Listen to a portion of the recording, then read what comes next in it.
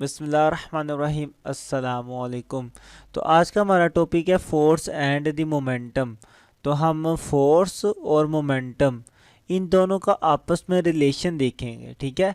और ये काफ़ी इंपॉर्टेंट टॉपिक है। इस टॉपिक में से शॉर्ट भी आते हैं, लॉन्ग भी आता है, ये सारे का सारा। तो इसके अंदर जो क्वेश्चन वगैरह वो इंशाल्लाह इस वीडियो में कवर होंगे।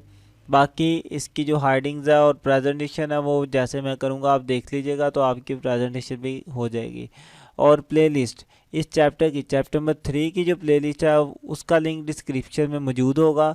और बाकी जो प्लेलिस्ट है आपकी बाकी चैप्टर्स की, फिज़िक्स की, मैथ की और मेडिकल्स की, तो उनका तरीक़ेकार मैं इस वीडियो के लास्ट पर आपको बता दूंगा, तो आप वहां से देख के अपनी बाकी प्लेलिस्ट भी हासिल कर सकते हैं।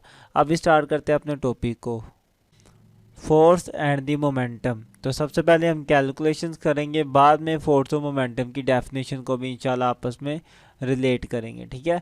तो कैलकुलेशन करते हैं। सबसे पहले फ़र्ज़ करें आपके पास कोई बॉडी है और इस बॉडी का जो जो मैस है वो है m।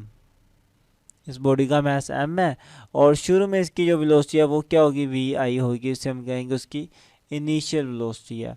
और ये बॉडी मूव करते हुए सीधा जा रही है।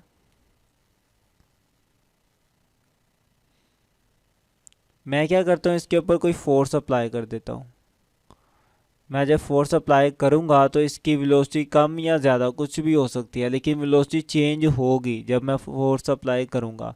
तो जब बॉडी यहाँ से यहाँ आई तो तब उसकी जो वेलोसिटी रहेगी मेरे पास, उस वेलोसिटी को मैं क्या देता हूँ, वी एफ कह देता हूँ। ओके, तो बॉडी यहाँ से यहाँ मूव कर रही है। शुरू में उसकी वेलोसिटी को इनिशियल वेलोसिटी कहेंगे, बाद में उसकी वेलोसिटी को हम क्या कहेंगे, फाइनल वेलोसिटी कह देंगे। अब करते हैं अपना काम। तो सबसे पहले मैं क्या करूँगा, मैं मोमेंटम फाइंड करूँगा अपने इस वाले हिस्से के लिए कि जब बॉडी मेरी यहाँ पर थी उसका मोमेंटम कितना था।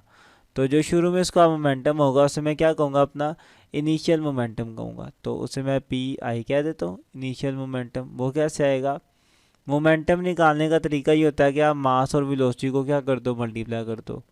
तो मास बॉडी का m था और वेलोसिटी क्या थी उसकी, वी आई। तो ये मेरा क्या आ गया, इनिशियल मोमेंटम आ गया इस स्टेज पर। अब बॉडी यहाँ से मूव करके इधर आ गया, तो अब यहाँ पर उसका मोमेंटम फाइंड करता हूँ जिसे मैं कहूँगा मेरा फाइनल मोमेंटम। तो फाइनल मोमेंटम कैसे आएगा, मास और वेलोसिटी को मल्टीप्लाई करने से। मास बॉडी का अभी भी m ही है, क्योंकि यहाँ से यहाँ आते मास तो कम नहीं ना होगा बॉडी का। तो m, वेलोसिटी कितनी थी अब उसकी, वी एफ। तो मैंने इसके मोमेंटम को फाइंड कर लिया, इनिशियल और फाइनल मोमेंटम को। आप चाहे इन्हें नाम दे दें, आप इसे इक्वेशन नंबर 2 कह लें और इसे इक्वेशन नंबर 1 कह लें, ठीक है। तो मैं लिखता हूँ कि इक्वेशन 2 में से माइनस कर दें इक्वेशन नंबर 1, इन दोनों को आप कर दें माइनस। तो मतलब कि मैं अपने फाइनल मोमेंटम में से क्या करूँगा, माइनस अपना इनिशियल मोमेंटम माइनस कर दूँगा। तो क्या रह जाएगा मेरे पास, फाइनल मोमेंटम मेरे पास ये था। तो एम वी एफ, इसमें से अब क्या माइनस करूँगा, इनिशियल था मेरा एम वी आई। ओके, तो मैंने दोनों को माइनस कर दिया।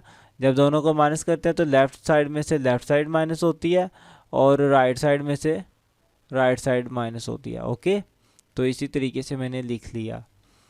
अब आप यूँ करें कि इसमें से टाइम से डिवाइड कर दे दोनों को। तो मैं लिखता हूँ कि मैं दोनों को किसके साथ डिवाइड कर देता हूँ, टाइम के साथ। तो लिख देते हैं हम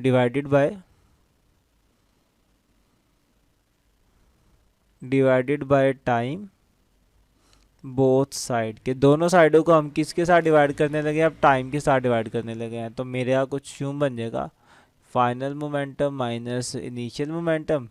इसको भी टाइम पे डिवाइड कर दिया और इस साइड को भी हम टाइम के साथ डिवाइड करेंगे। तो ये भी मेरी टाइम के साथ डिवाइड हो गई। इस साइड पे तो मेरा यही रहेगा। अब यहाँ पे अगर आप देखेंगे दोनों के पास क्या है, मैस मौजूद है। तो दोनों में से मैस को कॉमन ले लेते हैं। एम आ गया मेरा कॉमन, अंदर आ जाएगा वी एफ माइनस वी आई रह जाएगा डिवाइडेड बाय टाइम। तो अगर आपको याद हो कि ये जो मेरे पास इतना इतना हिस्सा बन रहा है, V F minus V I over time, ये सारा क्या है, ये तो एक्सेलरेशन के इक्वल होता है। तो मैं इस सारे की जगह क्या लिख सकता हूँ, एक्सेलरेशन लिख सकता हूँ। तो हम लिखते हैं कि P F minus P I over time is equal to M A आ जाएगा इधर, ठीक है। इसकी जगह क्या आ जाएगा, ए आ जाएगा सारे की जगह। और आपको एक चीज़ ये भी पता है न्यूटन के कानून के मुताबिक कि फोर्स किसके इक्वल होती है, एम ए के इक्वल होती है। तो ये जो मेरा एम ए है इसकी जगह मैं क्या लिख सकता हूँ, फोर्स लिख सकता हूँ। तो मैं लिखूँगा, इसी को ही लिखते हैं आगे कि P F minus P I over time is equal to, इस सारे की जगह अब क्या लिख दूंगा, मैं फोर्स लिख दूंगा एफ। लें जी, मोमेंटम और फोर्स का क्या बन गया, आपस में रिलेशनशिप बन गया। हमने मालूम कर लिया कि मोमेंटम का और फोर्स का आपस में क्या रिलेशन है। अगर आप इसको गौर से देखें, ये रिलेशन कुछ इस तरीके से है कि ऊपर क्या हो रहा है, मोमेंटम में तब्दीली लिखी हुई है, चेंज इन मोमेंटम, और नीचे क्या है, टाइम।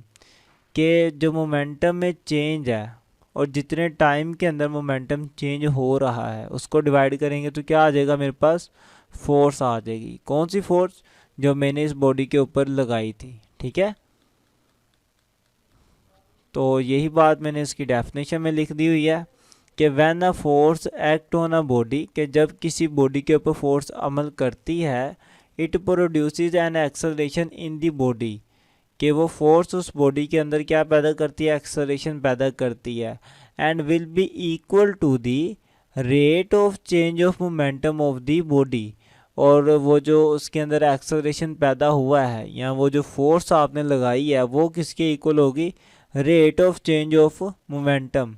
रेट का मतलब है टाइम, कि जो टाइम के लिहाज से जितना मोमेंटम चेंज हो रहा है उसके इक्वल होगी वो आपकी फोर्स। ओके, तो यही बात उसने डेफिनेशन में लिखी है कि जो फोर्स बॉडी के ऊपर एक्ट करती है, एक तो वो क्या पैदा करती है, एक्सेलरेशन पैदा करती है बॉडी में, और दूसरी बात कि वो जो फोर्स है वो किसके इक्वल आएगी, जितना उस बॉडी का मोमेंटम चेंज हुआ है उसके इक्वल आ जाएगी, ठीक है। Rate of change of momentum, जितने टाइम के अंदर उसका मोमेंटम चेंज हुआ है उसके इक्वल उसकी फोर्स आ जाएगी। ओके, तो यहाँ तक आपको ये जो डेफिनेशन है ना, ये आपको बहुत अच्छे से आनी चाहिए। इसे मतलब न्यूटन के कानून की सेकंड डेफिनेशन भी कहा जाता है। जो न्यूटन के कानून का, जो न्यूटन का जो सेकंड कानून था ना, मोशन का, हरकत का दूसरा कानून, तो ये उसकी भी डेफिनेशन है लेकिन एक दूसरे नए तरीके से है। तो आपको ये अच्छे से आनी चाहिए। अच्छा, दूसरी बात कि यूनिट ऑफ मोमेंटम, मोमेंटम का जो यूनिट है ये तो आपने पहले भी मोमेंटम के टॉपिक में पढ़ा था, तो आपको मैंने वहाँ भी बताया था, अभी भी याद कर ले कि जो मोमेंटम का यूनिट है वो होता है हमारे पास किलोग्राम मीटर पर सेकंड। एक ये है और दूसरा इसका एक और यूनिट है न्यूटन सेकंड। तो ये दोनों किसके यूनिट है, मोमेंटम क्या है। तो पेपर में जब आएगा आपने क्या करना है, पहले तो डेफिनेशन लिखनी है, डेफिनेशन के बाद फ़ौरन ये फार्मूला ऐसे ही लिख लेना है, फार्मूले की हेडिंग देकर, और हेडिंग देने के बाद फिर आप हेडिंग देंगे यूनिट की, यूनिट ऑफ मोमेंटम की। ये हेडिंग देने के बाद में फिर आप कैलकुलेशन की हेडिंग देंगे, और कैलकुलेशन की हेडिंग दे के ये सारा काम कर देंगे जो मैंने आपके सामने किया। क्लियर। मैंने थोड़ी तरतीब गलत रखी, वो इसलिए मैं चाहता था कि पहले आप कैलकुलेशन को देखें। कैलकुलेशन जब आप देखेंगे ये रिज़ल्ट आपके सामने लिखा होगा, फिर आपको इसकी डेफिनेशन भी अच्छे से समझ आ जाएगी। तो इसलिए मैंने पहले कैलकुलेशन की और बाद में डेफिनेशन की, ताकि आपको डेफिनेशन समझने में आसानी हो कि ये डेफिनेशन में लिखा क्या हुआ है। तो मैं उम्मीद करता हूँ कि आपको इस टॉपिक की समझ आई होगी। ये इम्पोर्टेंट है और छोटा भी है, और न्यूमेरिकल में भी ये यूज़ होगा। अगर आपके माइंड में कोई क्वेश्चन हो, कुछ पूछना हो आपने, तो कमेंट करें। वीडियो अच्छी लगे तो शेयर लाजमी करें। अब आपको प्लेलिस्टें कैसे मिलेंगी वो आप इस वीडियो में देख लें।